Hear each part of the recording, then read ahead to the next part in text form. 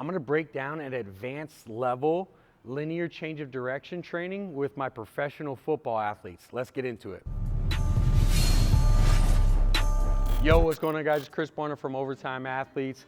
And for today's video, what I want to do is I want to break down what a phase 2, more advanced change of direction training session looks like for our elite level or professional football athletes. For this particular session, we're actually really stressing on that crossover step to produce that lateral force or move laterally. So not only do we want to produce more force by that crossover step, but we also want to make it more efficient with some quickness and that first step. So let's get into what we actually did. So first and foremost, like we do with any training session, we want to do our prep movements. So for today, we did some lower limb prep where we did our traditional lateral pogos and simple line hops. Now, to progress this, since we've gone from phase 1 to phase 2, I actually increased or advanced the complexity of the movement by putting the athlete's back foot onto a bench, which really isolates that front leg. And then in addition to that, after performing those basic line hops, we then had them add a small barrier where they had to go lateral over the small barrier and then also linear back and forth. So just by adding that small wrinkle in, we're able to continue to progress these athletes and advance these movements as we go through the program. Now, after we got that done, we want to go ahead and move up to the hip, and we want to start working through hip abduction, adduction through power. So we start off with our lateral power shuffles, and then from there, we actually work a crossover step lateral power shuffle to, again, mimic that same motion that we want to stress in this training session.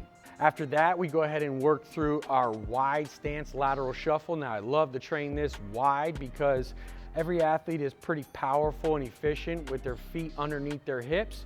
But if I can get them to be fast in a long position, that will translate over to the field. From there, we did some karaoke, some look back runs, and basically worked on finer details on those basic movements. Now that we're primed and prepped, I went ahead and isolated that crossover step down to the most basic movement, and I worked some repetitions and some drills with these athletes. So they started laterally, basically squared up to a line, and we worked individually that crossover step in being able to stabilize.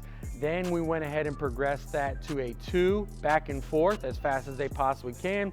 And then we progressed that to actual time where they just moved laterally, crossing over across that line as fast as they can, as rapidly as they can.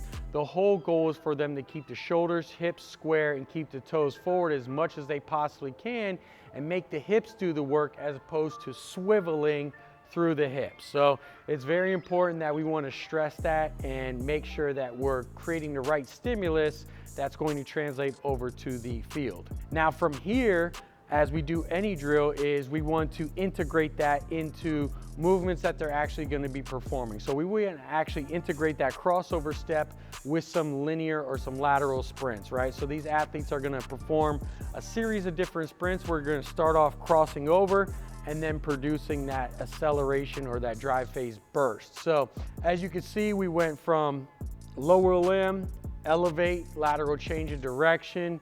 Then we really focused on technique and mechanics of that crossover step. Then we went to integrate it fully into some more high velocity dynamic movement. There you have it, guys. I wanted to kind of break down a full series of how we elevate that with our elite level, those pro football guys. Hey, if you're interested in a full football training program, go ahead and check out the link down below. I'll see you guys next time.